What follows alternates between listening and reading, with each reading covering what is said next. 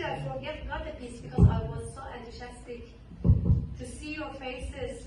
I forgot to tell you that Thijs, of course, is a Dutch politician of the Labour Party, but he's a member of the group of the Progressive Alliance of Socialists and Democrats, in the European Parliament. So we are looking up to you, and the job is not finished yet, guys, I'm sorry. And we keep on knocking on your door. You began your career as a policy advisor of the party, and you grew to this House of Representatives, and you are a member. You were also a member of Amsterdam Municipal Council in 2002, 2007. Oh yeah, you told that yourself? He wants to keep They can read that on the Okay. website. I will send it to you if you're interested. He wants to get out of this low profile, I mean, how do you call it? Bescheiden? Modest. Modest. Oh, you should not be modest. We are proud of you. And I saw the other colleague came in. But Thijs, thank you. And you are from March, and that's not to be modest, as the head of the policy of Global Reporting Initiative. So congratulations. That was my previous job. Oh, yes, you did that. Huh? They changed jobs so many times at politics. I'm sorry. And our next guest is Madeleine Rees, or Rees. Am I pronouncing it right?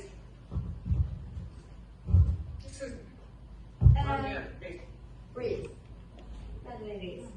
Madeleine Rees, welcome.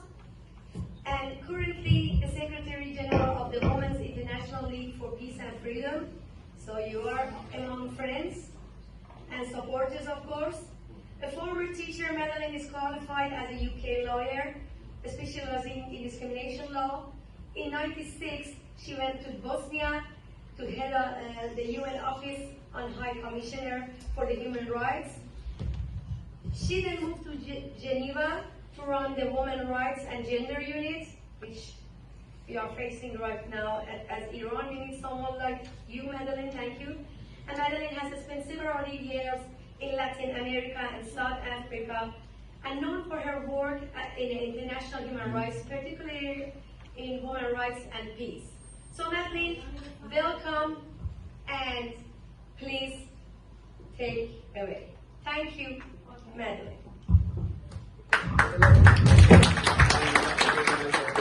Thank you for introducing me to all of you. I hope you can hear me, okay? Yeah.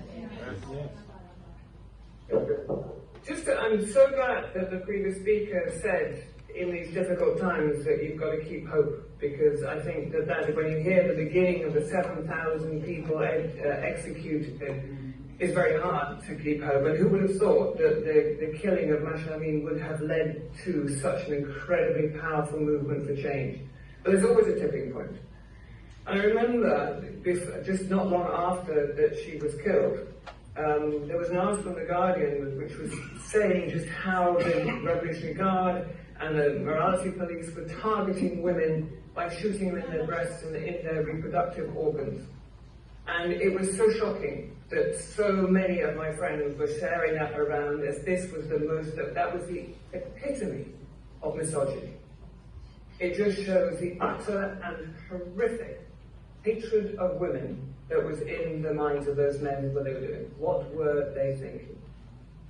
Since then, we've been fortunate enough with WILPF to engage with many of you who are working to support the women's rights and freedom. And since then, learned even more how the same people who are shooting women in the breast and in the genitalia are targeting young women who are demonstrating, deliberately targeting younger women so that they are arrested and then subjecting them to torture, including rape and sexual violence.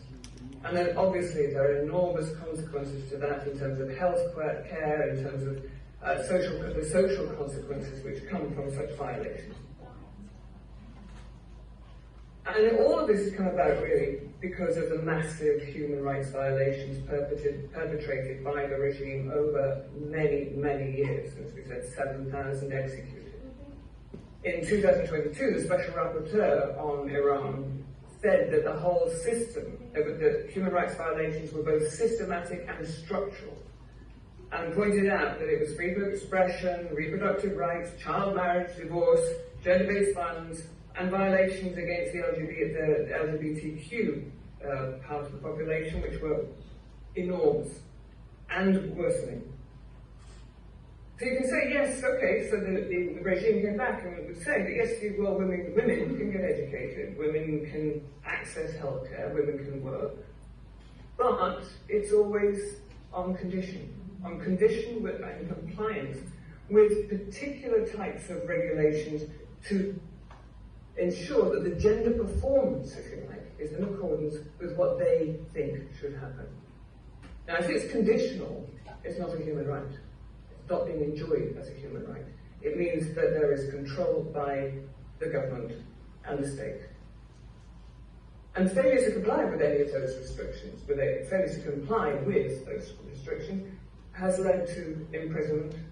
Protest against it leads to imprisonment. We come full circle. And there's a name for this. The International Criminal Court has, in their own statute, as part of its defined crimes, that crime of gender persecution. And there is now a paper by the special advisor to the prosecutor on exactly what that means. But the definition is when there is a violation of fundamental rights with the intention to severely deprive an individual of those fundamental rights contrary to international law. And it's by reason of the identity of the group or the collectivity. Punishment of those who basically it's punishment of those who transgress strict gender criteria. Now you can see from the above that fits absolutely what is happening in Iran and has been for many, many years. Freedom of movement, reproductive rights, who you can marry, when you can work, what you can actually do with your life. In fact, it ends up with your right to simply exist. And the previous speaker was talking about, who you want to be and how you want to be. Well, you can't be that in Iran, and you can't be that because of the gender persecution that exists. So you've got a government which passes discrimination. You've got state institutions which that implementation results in the extremity of gender-based violence in the form of imprisonment and other punishment.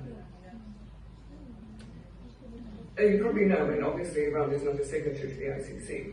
We could be looking at, if the Security Council functions, which it doesn't, we could be looking for a reference by the Security Council and the individuals who are perpetrating these accountable. But there is universal jurisdiction, and I would call on member states to look to how they can apply. In fact, Germany is applying universal jurisdiction, and in fact is about to, yesterday, announced that they are commencing proceedings against one of the individuals who were responsible for the torture and potentially for the execution of an individual. So it can be done. We have law, which what it is, it's gender persecution. But gender persecution isn't quite enough in the context of Iran. This last week has been a very significant week in the Human Rights Council because we've been debating Afghanistan. And Afghanistan, as you know, I think there's a very few people who would argue that there is not gender persecution in Afghanistan.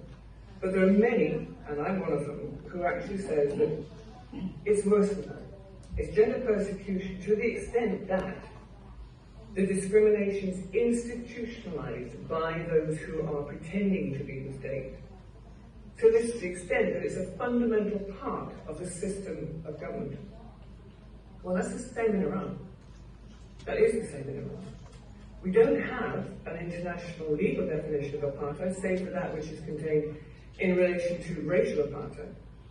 And lots of states are quibbling as to whether or not they can call it apartheid because it was specific to the South African situation. Well, on Monday, the South African representation here in Geneva called what was happening in Afghanistan gender apartheid. And they were followed by the French, who did the same. And many other states now, even though there is not this legal clarity, are saying that politically we should respond as we did in relation to South Africa, which means basically saying If a government uses apartheid in relation to making sure it stays in its position of power, then it is not representative of the people. That would mean for Afghanistan, the Taliban will never be recognized if they take that path. What would it mean for Iran if states also took a position that the persecution, the gender persecution that's taking place, the violation of fundamental rights across the board that is taking place, illegitimizes that government.